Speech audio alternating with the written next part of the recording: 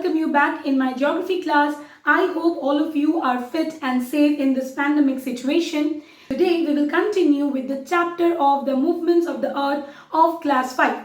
In our earlier video, we have discussed about the rotation of the earth, and we also came to know that how are days and nights caused by the rotation of the earth.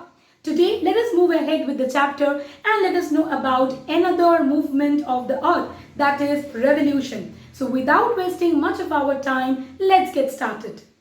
Hello everyone, Simba is back. Hey Simba, why are you looking so worried?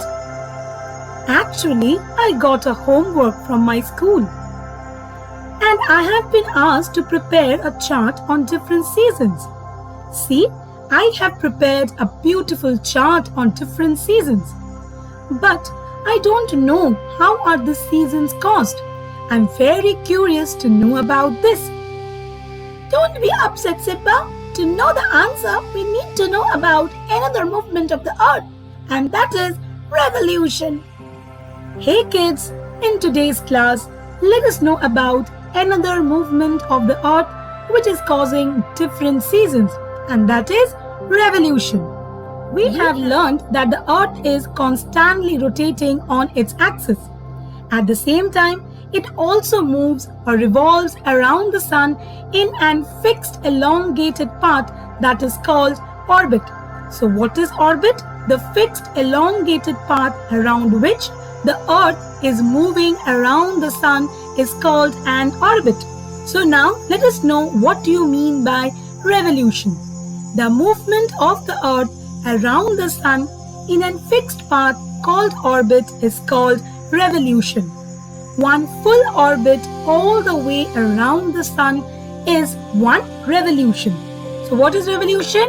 The movement of the earth around the sun in a fixed path, that is the orbit, is called revolution. Now let us know that how many days does the earth take to complete one revolution around the sun. The earth takes 365 days, or precisely 365 1/4 days, or 365 days and 6 hours to complete a revolution that makes up a whole year. Now let us know about a fascinating fact about leap year. We will know what happens to the 6th hour. As I said that the earth completes one revolution in 365 1/4 days, or 365 days and 6 hours, but for the sake of convenience we consider a year is of 365 days. So now let us know what happens to the 6th hour, and for that we need to know what is a leap year. So what is a leap year? Well, it is a special year that has an extra day. The 1/4 days or 6 hours which was ignored for the sake of convenience, this 6 hours saved every year and added to make one day of 24 hours after 4 years. So 6 into 4 equals to 24 hours. That means one day. This one day is added to the month of February. Why? Because the month of February has the least number of days, that is 28 days. Therefore, after every 4 years, leap year comes, where February has 29 days, and that year consists of 366 days, like 2008, 2012, 2016 and 2020 were leap years, and it had 366 days. Now let us know what is the effect of revolution. Revolution causes changes in the seasons. Now let us find out how. We know that the axis of rotation is not straight. It is tilted at an angle of 23.5 degree or 23.5 degree. And this tilt made one part of the earth lean towards the sun, while the other part of it is leaning away. So there is great significance to this tilt and revolution of the earth. Due to this tilt and revolution of the earth, solar energy reaching different parts of our planet is not constant.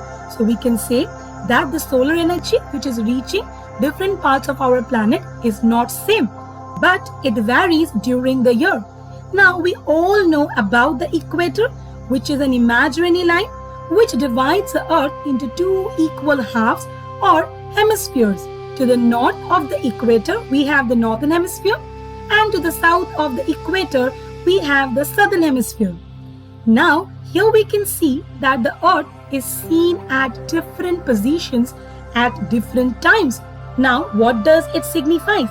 It means that the areas which are tilted towards the sun, that means those areas which are leaning towards the sun will get more direct sunlight, and thus it will have warmer months. That means it will have summer. Like in the month of June, in the northern hemisphere it is summer, and in the southern hemisphere it is winter.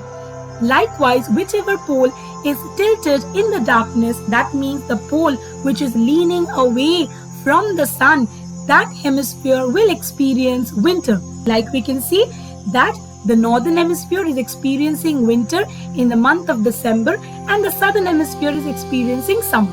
Now let us find out the reasons that how are this possible and how are this formed. You can all see that in the month of June, the northern hemisphere is tilted towards the sun. That means the rays of the sun falls directly on the northern hemisphere. As the sun is directly overhead of the Tropic of Cancer, I hope all of you remember that the Tropic of Cancer is an important longitude which is situated at 23.5 degrees north in the northern hemisphere.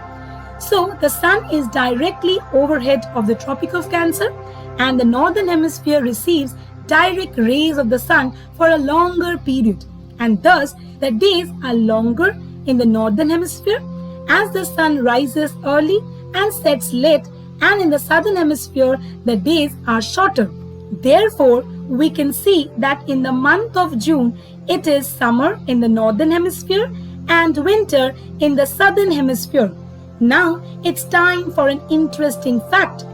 June 21 is the longest day and the shortest night of the year in the northern hemisphere.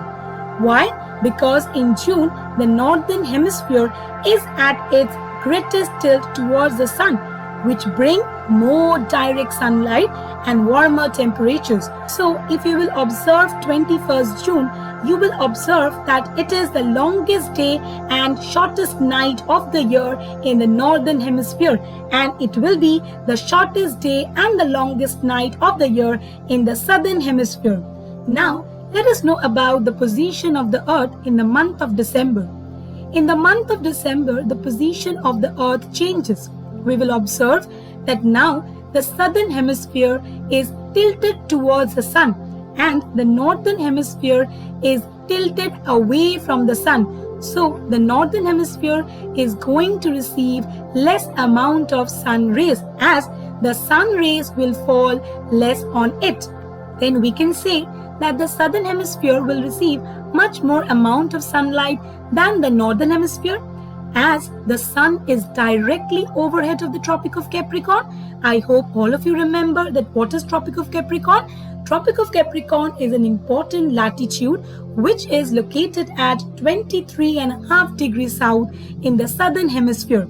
So as the sun is directly overhead of the Tropic of Capricorn, so the southern hemisphere will receive the direct rays of the sun for a longer period of time. And thus in December we will see that as the southern hemisphere is getting the direct rays of the sun, it's their summer time. So here we will notice that days are shorter in the northern hemisphere as the sun rises late and sets early, and in the southern hemisphere the days are longer. Why? Because here the sun rises early and sets late. In the month of December we will notice that it is winter in the northern hemisphere and it is summer in the southern hemisphere. Isn't it interesting to see that how the seasons are changing in the northern and the southern hemisphere? Now it's time for another interesting fact. Did you know that on 22nd December we observe the shortest day and the longest night of the year over the northern hemisphere, and the longest day and the shortest night of the year over the southern hemisphere? We have all observed that the two hemispheres has opposite seasons, like when the northern hemisphere in places like India, Europe, USA has summer. At that time, the southern hemisphere in places like Australia has winter.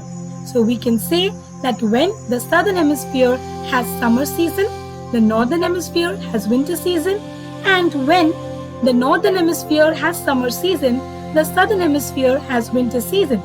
Now let us move ahead to know about the position of the earth in the month of March and September. In the month of March and September, neither of the hemispheres are tilted towards the sun. As here you can see in the diagram that both the poles are at equal distance from the sun.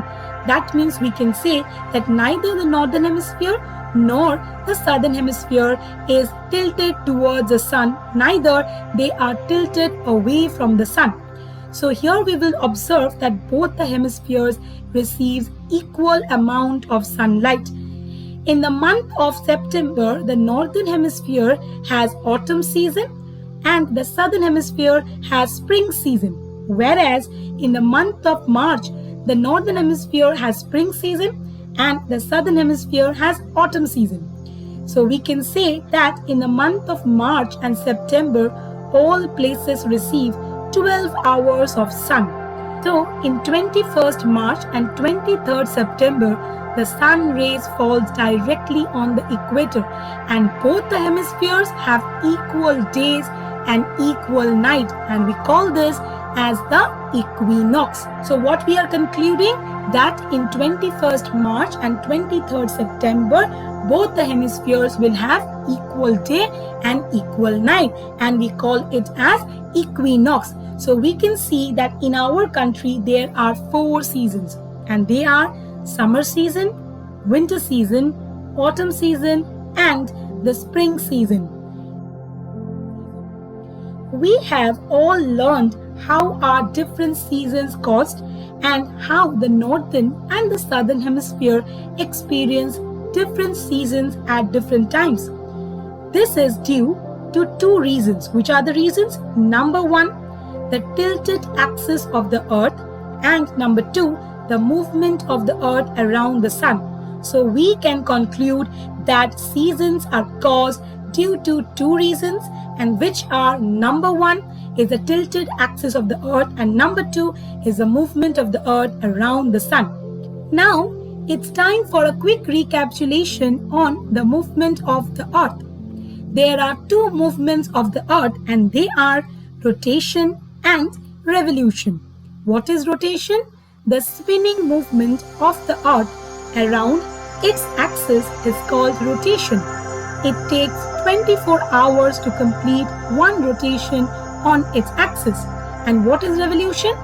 The movement of the earth on its fixed path called orbit around the sun is called revolution. It takes 365 1/4 days or 365 days to complete one revolution. Now it's quite easy to remember what is rotation and revolution, and we have also learned that how revolution is causing change in seasons. I hope all of you understood the topic that we have covered in today's video. We have discussed about another movement of the earth, that is revolution, where we have learned about orbit. We have learned that how revolution and the tilted axis of the earth are responsible for the change in seasons. We have also learned that how different hemispheres, that is the northern hemisphere and the southern hemispheres, experience different seasons at different times. So I hope all of you understood the topic of revolution very well. If you have any problem, do let me know by just a comment in the comment box given below. If you want to watch more videos, then don't forget to subscribe, like and share my video with your friends. With this, we came to the end of this chapter. I will be back soon with a new chapter and a new topic. Till then, take care and stay safe. Thank you.